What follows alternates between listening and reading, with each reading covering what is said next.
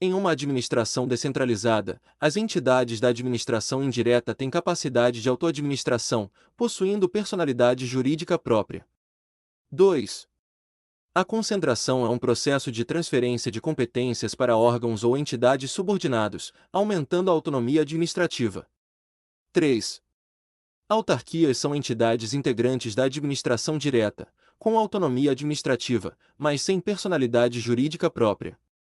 4. A descentralização pressupõe a criação de novas entidades dotadas de personalidade jurídica própria para executar funções específicas do Estado. 1. Certo.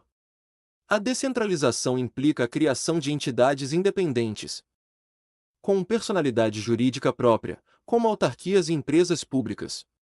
Isso assegura a capacidade de autoadministração dessas entidades, conforme a administração indireta. 2. Errado. Concentração refere-se à centralização das competências em um único órgão, sem transferi-las. A transferência ocorre na descentralização e desconcentração, mas não na concentração. 3. Errado. As autarquias são entidades da administração indireta, possuindo personalidade jurídica própria e autonomia administrativa, e não fazem parte da administração direta. 4. Certo. A descentralização efetiva-se pela criação de novas entidades jurídicas com funções específicas, como autarquias e fundações, cada uma com autonomia própria. 5. As sociedades de economia mista são obrigadas a contratar pessoal exclusivamente por concurso público, conforme as regras da administração pública. 6. Empresas públicas podem ser constituídas sob qualquer forma societária admitida pelo direito privado e são majoritariamente controladas pela União. 7. As fundações públicas, quando instituídas por lei, integram a administração direta e não possuem personalidade jurídica própria. 8. A administração direta é composta por entidades que possuem autonomia política e orçamentária, embora dependam de controle hierárquico. 5. Certo. Embora as sociedades de economia mista tenham um regime jurídico híbrido, combinando normas de direito público e privado, elas são obrigadas a realizar concurso público para o ingresso inicial de empregados, conforme o artigo 37, inciso 2, da Constituição Federal, e a Lei nº 13.303 de 2016. 6. Certo. Empresas públicas podem assumir qualquer forma societária, como sociedade anônima ou limitada, sendo controladas majoritariamente pelo ente público que as instituiu. 7. Errado. As fundações públicas, embora criadas por autorização legislativa, são parte da administração indireta e possuem personalidade jurídica própria, seja de direito público ou privado. 8. Errado. A administração direta não possui autonomia política, pois esta é atributo exclusivo de entes federados União, Estados, municípios. Órgãos da administração direta exercem funções administrativas. 9. A desconcentração ocorre quando a administração pública distribui competências dentro da mesma pessoa jurídica, criando órgãos internos.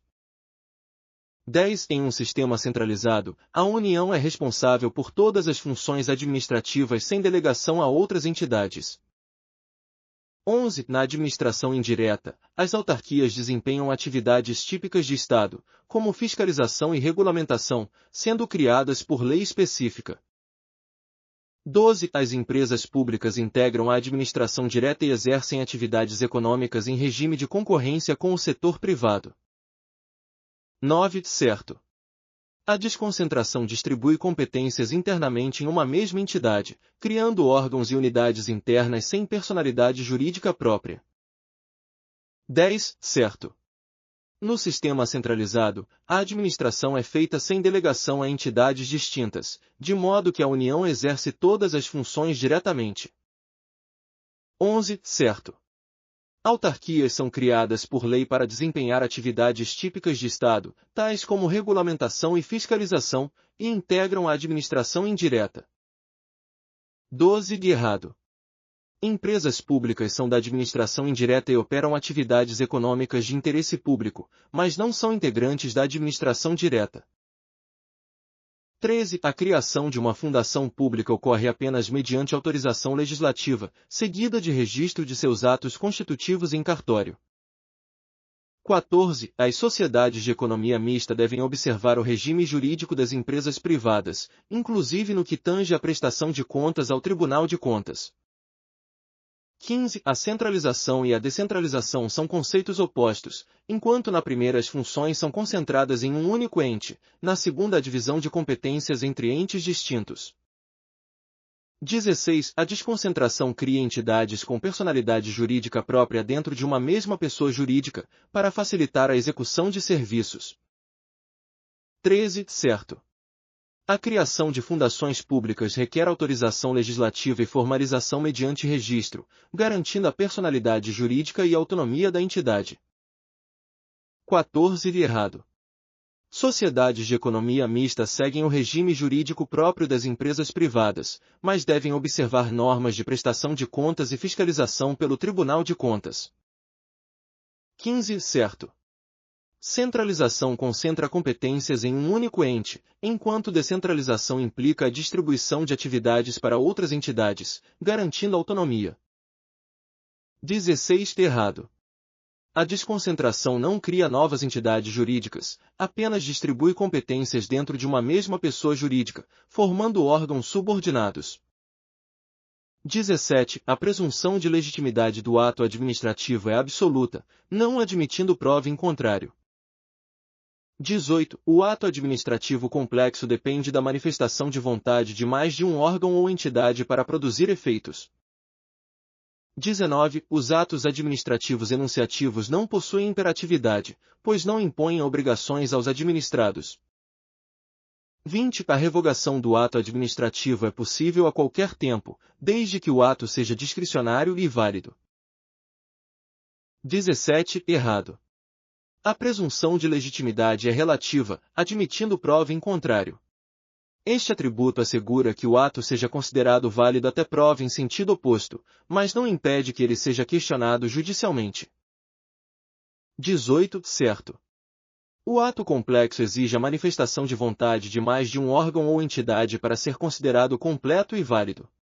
Exemplo disso são alguns atos de nomeação de servidores, que precisam do aval de mais de uma instância. 19. Certo.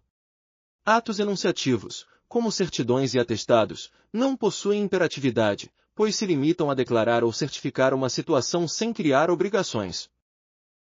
20. Certo. A revogação só é aplicável aos atos discricionários e válidos, quando ocorre a necessidade de atender ao interesse público e de considerar a conveniência e oportunidade. 21. A convalidação do ato administrativo é vedada quando envolver vícios de finalidade ou de competência exclusiva. 22. A autoexecutoriedade é atributo presente em todos os atos administrativos, permitindo sua execução direta pela administração. 23. O objeto do ato administrativo é elemento vinculado, ou seja, deve ser sempre determinado por lei, independentemente de discricionariedade. 24. Os atos administrativos vinculados podem ser revogados pela administração por motivo de conveniência ou oportunidade. 21. Certo. A convalidação só é possível em atos com vícios sanáveis, o que exclui vícios de finalidade e de competência exclusiva, pois são considerados insanáveis pela doutrina e jurisprudência. 22. Errado. A autoexecutoriedade não está presente em todos os atos administrativos, mas apenas naqueles que expressamente permitem execução direta pela administração, como interdição de estabelecimentos. 23. Errado. O objeto do ato administrativo pode ser vinculado ou discricionário, dependendo da previsão legal. Em atos discricionários, o objeto pode variar dentro dos limites estabelecidos pela lei. 24. Errado. Atos administrativos vinculados não podem ser revogados por conveniência ou oportunidade, pois são pautados pela obrigatoriedade legal e não pela discricionariedade. 25. Os agentes políticos, por ocuparem cargos de direção e decisão, estão submetidos ao regime geral de servidores públicos, especialmente em relação à estabilidade. 26. Os servidores ocupantes de cargos comissionados, de livre nomeação e exoneração, não possuem vínculo estatutário com a administração pública. 27. Os militares são considerados agentes públicos e estão sujeitos a regime jurídico próprio, distinto dos servidores civis. 28. Os agentes honoríficos exercem funções temporárias, e geralmente, sem remuneração, prestando serviços de interesse público. 25. Errado. Agentes políticos têm regime jurídico específico, distinto do regime geral dos servidores públicos e não se sujeitam à estabilidade funcional comum. 26. Certo. Os cargos comissionados são de livre nomeação e exoneração, sem vínculo estatutário, dependendo da confiança da autoridade que nomeia. 27. Certo. Militares são agentes públicos, mas com regime jurídico próprio, com normas e regulamentações específicas. 28. Certo. Agentes honoríficos desempenham funções temporárias e sem remuneração, sendo considerados prestadores de serviços de interesse público. 29. Conforme a Constituição Federal, os servidores estatutários são os únicos agentes públicos que possuem estabilidade após o estágio probatório. 30. O exercício de cargo em comissão exige a realização de concurso público, como garantia de qualificação do agente público. 31. O conceito de cargo público abrange funções permanentes e transitórias, dependendo do regime jurídico do ente federativo. 32. Emprego público caracteriza-se por ser regido pela consolidação das leis do trabalho CLT e oferece vínculo empregatício com a administração pública. 29. Certo. Apenas servidores estatutários efetivos têm direito à estabilidade após o estágio probatório, conforme a Constituição. 30. Errado. Cargos em comissão não requerem concurso público, pois sua nomeação depende exclusivamente da confiança do gestor. 31. Errado. Cargo público é definido por atribuições permanentes e legalmente constituídas, não se aplicando a situações transitórias. 32. Certo. Emprego público é regido pela CLT, caracterizando-se por vínculo empregatício entre o agente e a administração. 33. Função pública se refere apenas aos cargos de natureza comissionada, que não exigem vínculo efetivo com a administração pública.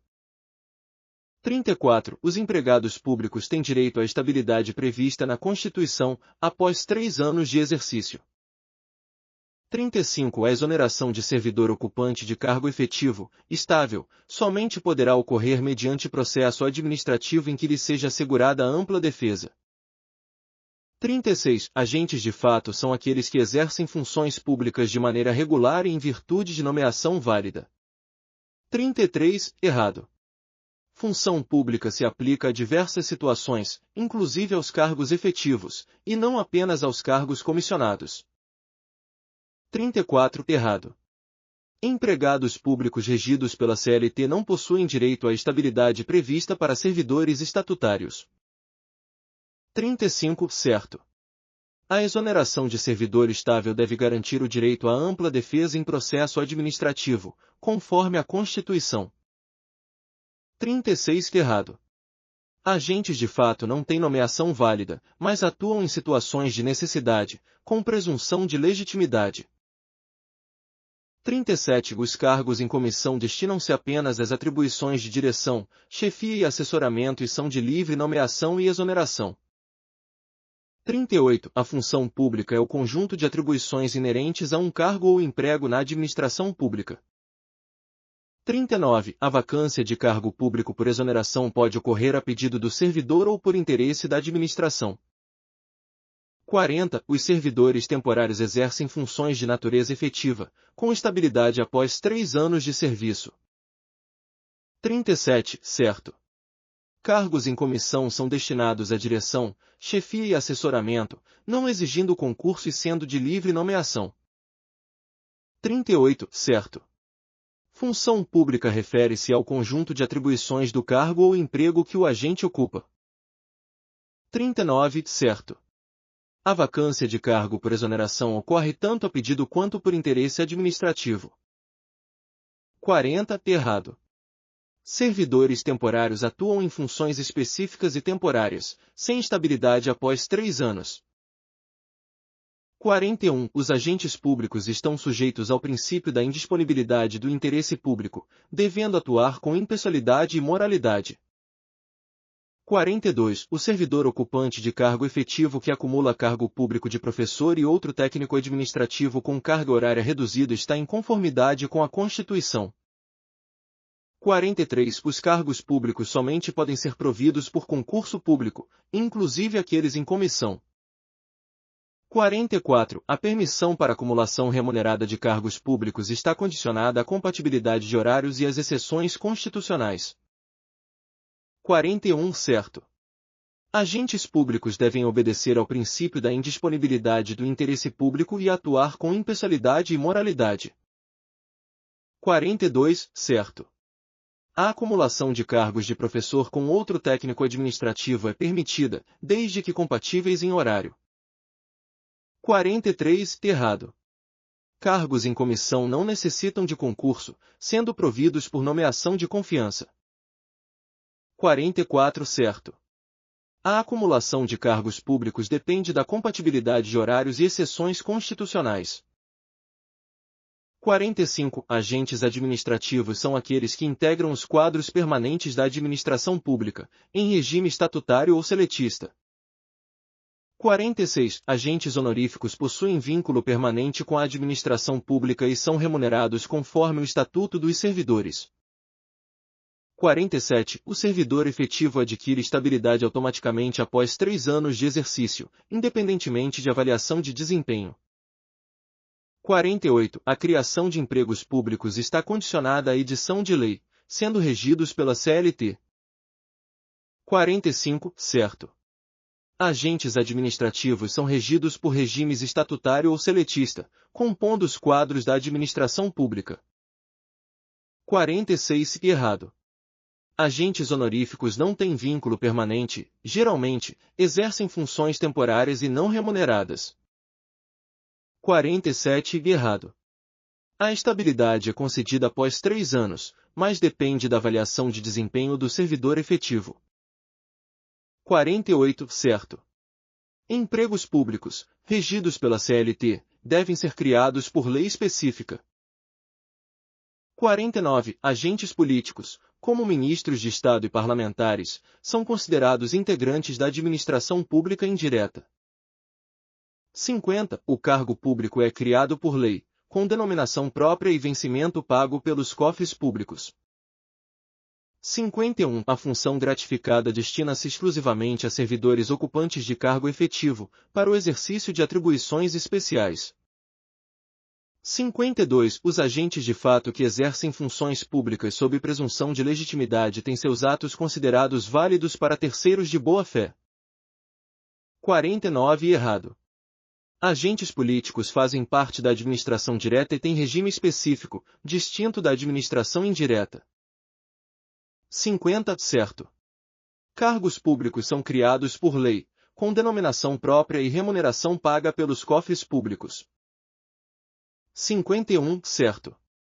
Funções gratificadas são atribuídas a servidores efetivos para o exercício de tarefas específicas. 52. Certo. Atos de agentes de fato são válidos para terceiros de boa-fé, sob presunção de legitimidade na função pública. 53. O poder hierárquico permite que a administração pública, no exercício de suas funções, delegue atribuições entre agentes, mas não admite a avocação de competências. 54. O poder disciplinar abrange a competência para aplicar sanções tanto a servidores públicos quanto a particulares com vínculo jurídico com a administração pública. 55. No exercício do poder regulamentar, a administração pública pode criar normas primárias para regulamentar situações administrativas. 56. O poder de polícia pode ser delegado a pessoas jurídicas de direito privado, desde que estejam vinculadas à administração pública indireta. 53. Errado. O poder hierárquico permite tanto a delegação quanto a avocação de competências, respeitadas as limitações legais e hierárquicas. 54. Certo. O poder disciplinar permite que a administração aplique sanções a servidores e a particulares que mantenham um vínculo específico com o ente público, como contratos. 55. Errado. O poder regulamentar permite à administração editar normas secundárias, complementando a lei, mas não criar normas primárias, que são de competência exclusiva do legislativo. 56. Errado. O poder de polícia, por sua natureza, não pode ser delegado a pessoas jurídicas de direito privado, mesmo que componham a administração indireta. 57. A revogação de atos discricionários, no âmbito do poder de polícia, é possível enquanto esses atos não se tornarem perfeitos e acabados. 58. A gradação das sanções aplicadas no exercício do poder disciplinar é condicionada ao princípio da proporcionalidade. 59. O uso do poder regulamentar permite que a administração pública complemente a lei, atribuindo-lhe novos sentidos que ampliem seu alcance. 60. O abuso de poder caracteriza-se exclusivamente pela prática de atos com finalidade diversa daquela para a qual a competência foi conferida. 57. Errado. Atos discricionários perfeitos e acabados podem ser revogados, mas enquanto mantém sua vigência e eficácia, salvo o caso de direito adquirido. 58. Certo. A aplicação de sanções disciplinares deve ser proporcional ao ato praticado, observando o princípio da proporcionalidade para evitar arbitrariedades. 59. Errado. O poder regulamentar permite apenas complementar a lei, sem atribuir novos sentidos ou ampliar o alcance da norma legal. 60. Errado. O abuso de poder pode ocorrer tanto por desvio de finalidade quanto por excesso de poder, quando a autoridade ultrapassa os limites de sua competência. 61. A autotutela administrativa permite que a administração reveja seus atos para corrigir eventuais abusos de poder. 62. A discricionariedade no exercício do poder de polícia autoriza a administração a restringir direitos dos administrados, mesmo sem previsão legal expressa. 63. O poder hierárquico, além de delegar e avocar competências, permite o controle e a fiscalização das atividades dos agentes subordinados. 64. O excesso de poder ocorre quando a administração ultrapassa os limites de sua competência, atuando além do permitido pela lei. 61. Certo. A autotutela permite que a administração revise e corrija seus próprios atos, inclusive para coibir atos abusivos. 62. Errado. A discricionariedade administrativa no poder de polícia deve ter respaldo legal expresso para restringir direitos, pois é subordinada ao princípio da legalidade. 63. Certo. O poder hierárquico compreende a delegação, avocação, controle e fiscalização das atividades dos agentes subordinados. 64. Certo. O excesso de poder é uma forma de abuso de poder, caracterizando-se quando o agente ultrapassa os limites de sua competência legal. 65. A licitação é um meio pelo qual a administração pública assegura a igualdade de condições a todos os concorrentes, de modo que a proposta mais vantajosa seja escolhida. 66. O princípio da isonomia exige que a administração pública conceda tratamento diferenciado às microempresas em processos licitatórios. 67. A inexigibilidade de licitação ocorre em casos de inviabilidade de competição, como na contratação de serviços técnicos especializados com notória especialização. 68. Em processos de licitação, é permitido ao administrador recusar uma proposta mais vantajosa para a administração, desde que fundamentada. 65. Certo. A licitação visa a obtenção da proposta mais vantajosa, assegurando a igualdade entre os concorrentes. Artigo 3º da Lei de Licitações. 66. De errado. Embora existam benefícios para microempresas, o princípio da isonomia é interpretado como igualdade de condições sem diferenciações injustificadas. 67. Certo. A inexigibilidade de licitação se aplica quando a competição é inviável, como em serviços técnicos especializados. Artigo 25 da Lei de Licitações. 68. Errado. O administrador é obrigado a aceitar a proposta mais vantajosa, salvo em casos previstos em lei que exijam uma justificativa fundamentada.